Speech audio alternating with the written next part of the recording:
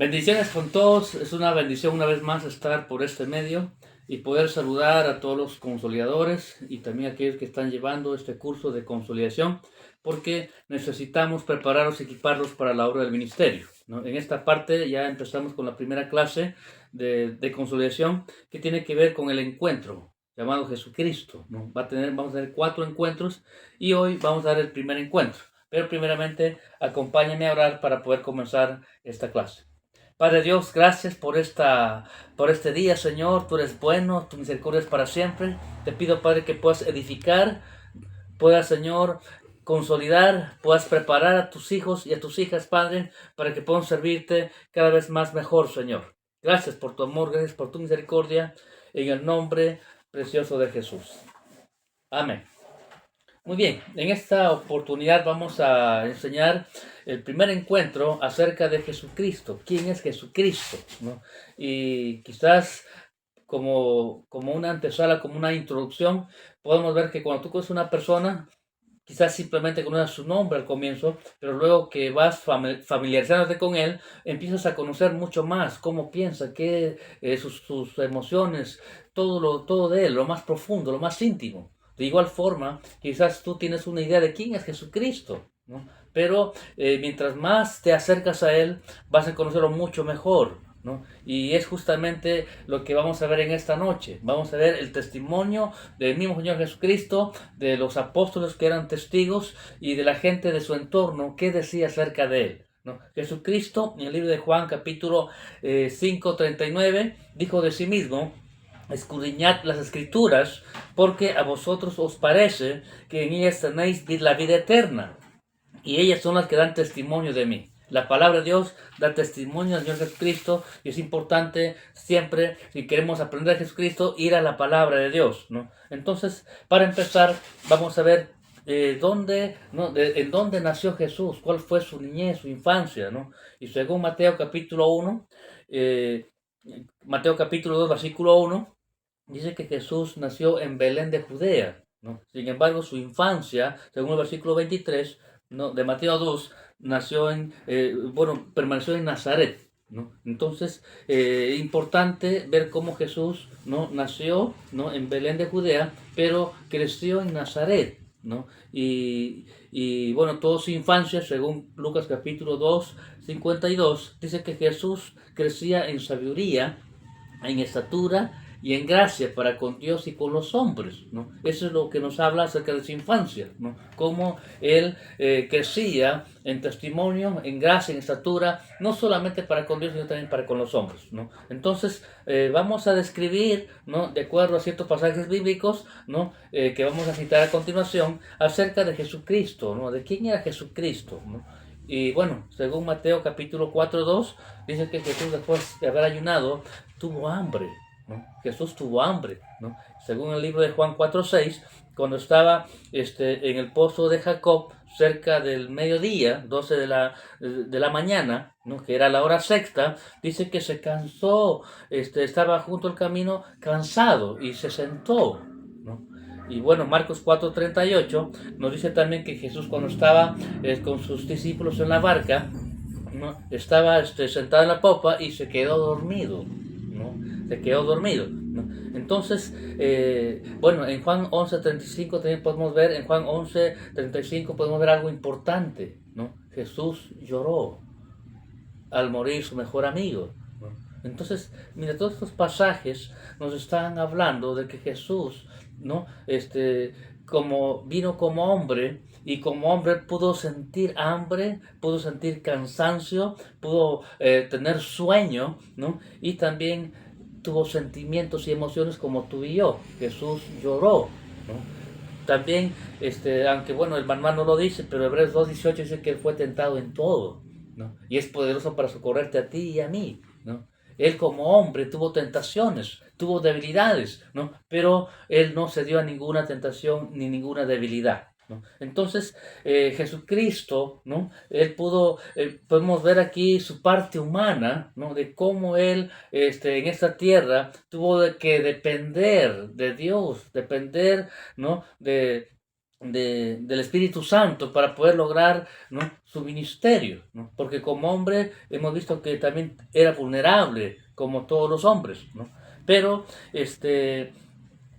la pregunta es, ¿cuál es la conclusión, ¿no?, después de llegar a conocer ciertas características de Jesucristo, ¿no? Yo no quiero confundirte. Jesús vino como hombre, ¿no? Él fue 100% hombre, pero nunca dejó de ser Dios, ¿no? Él no fue mitad hombre y mitad Dios, ¿no? No fue un semidios, ¿no? Él fue 100% Dios y 100% hombre, ¿no? Él vino a representar al hombre y como hombre tuvo que hacer toda la obra del ministerio, tuvo que morir en una cruz como hombre, ¿no? Pero él nunca dejó de ser Dios, ¿no? Según Hebreos capítulo 4:15, ¿no?, nos dice en qué se parece Jesús a un hombre común, en que dice la Biblia en Hebreos 4:15 que aún teniendo un sumo sacerdote que no pueda compadecerse de nuestras debilidades, sino uno que fue tentado según nuestra semejanza, pero sin pecado, ¿no? Entonces,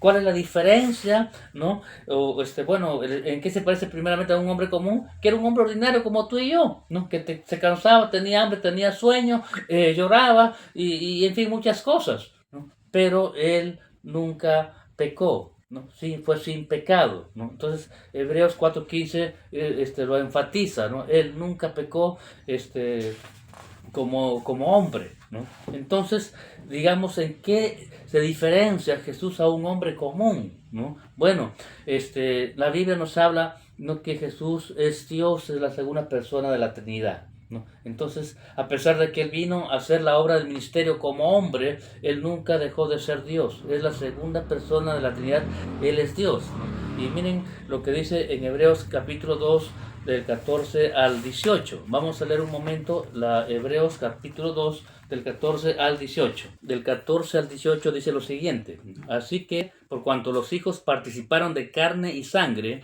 él también participó de lo mismo, para destruir por medio de la muerte al que tenía el imperio de la muerte, esto es, al diablo, y librar a todos por el temor de la muerte, que estaban durante toda la vida sujetos a servidumbre. Porque ciertamente no socorrió a los ángeles, sino que socorrió a la ascendencia de Abraham, por lo cual debía ser en todo semejante a sus hermanos, para venir a ser misericordioso y fiel sumo sacerdote en lo que a Dios se refiere, para expiar los pecados del pueblo, pues en cuanto él mismo padeció siendo tentado, es poderoso para socorrer a los que son tentados, ¿no? Entonces, de acuerdo a este pasaje, ¿no?, Jesús vino, no representando al hombre, actuó como hombre, pero nunca dejó de ser Dios, ¿no? Basado en estos hechos, ¿no?, muchas personas pueden decir que Jesús fue un hombre especial, un superhombre de repente, o algún profeta, o de repente el fundador de alguna religión, ¿no? Sin embargo, veamos lo que Jesús mismo dijo de sí mismo. En el libro de Juan capítulo 10, en el versículo 30, él dijo: yo y el Padre uno somos, ¿no?, declarando a sí mismo que Él es Dios, que Él es la deidad, es la segunda persona de la Trinidad, ¿no? Entonces, de acuerdo a esto, vamos a ver evidencias, ¿no? Vamos a ver evidencias de cómo es que la Biblia registra, ¿no?, quién realmente era Jesús, ¿no? Porque Jesús dijo de sí mismo esto, y muchos podían pensar de que él fue soberbio o altivo quizás, ¿no? Pero, sin embargo, cuando leamos los textos bíblicos, vamos a darnos cuenta, ¿no?, de que realmente él simplemente decía la verdad, ¿no? En el libro de Juan 5:23 dice, ¿no?, dice lo siguiente: para que todos honren al Hijo como honran al Padre. El que no honra al Hijo, no honra al Padre que le envió, ¿no? Imagínate, ¿no? Él mismo dice, para que todos, como honran al Padre, tienen que honrar al Hijo, ¿no?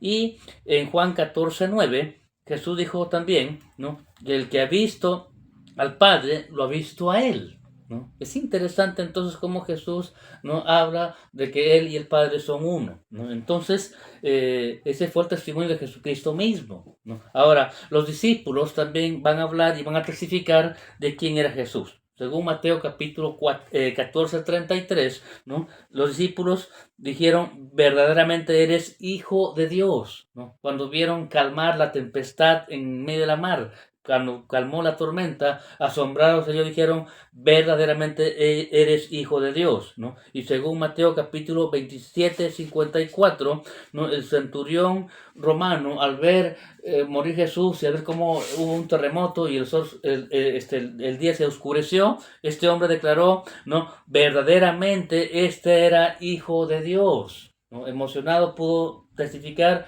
que él era el Hijo de Dios, ¿no? Y según Juan capítulo 20, en el versículo 28, Tomás, uno de sus discípulos, que era incrédulo, respondió y dijo, Señor mío y Dios mío, cuando él comprobó que Jesucristo tenía las heridas en sus manos y en su costado, ¿no? Y él pudo tocar y meter su mano y él dijo, no, Señor mío y Dios mío, ¿no? Entonces podemos observar aquí cómo Jesucristo, ¿no? A pesar de que vino representando al hombre, actuó como hombre, padeció como hombre, él nunca dejó de ser Dios, ¿no? Es realmente impresionante ver cómo Jesucristo, ¿no? Es Dios, pero también 100% hombre, ¿no? Entonces, Jesús en un momento de su ministerio preguntó a sus discípulos y les dijo, ¿no?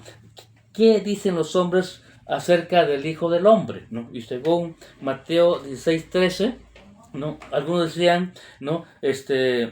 Algunos le dijeron, bueno, es Juan el Bautista, de repente Elías, Jeremías, ¿no? O algunos de los profetas, ¿no?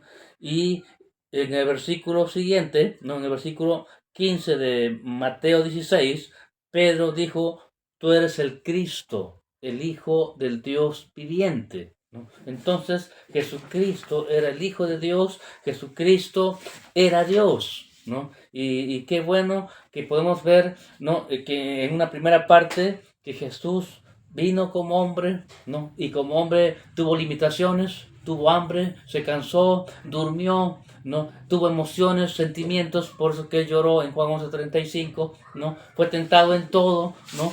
Luchó y enfrentó sus debilidades, ¿no? Y al final pudo, él pudo representar al hombre, ¿no? Pero también la Biblia registra enfáticamente que él nunca dejó de ser Dios. Es la segunda persona de la Trinidad.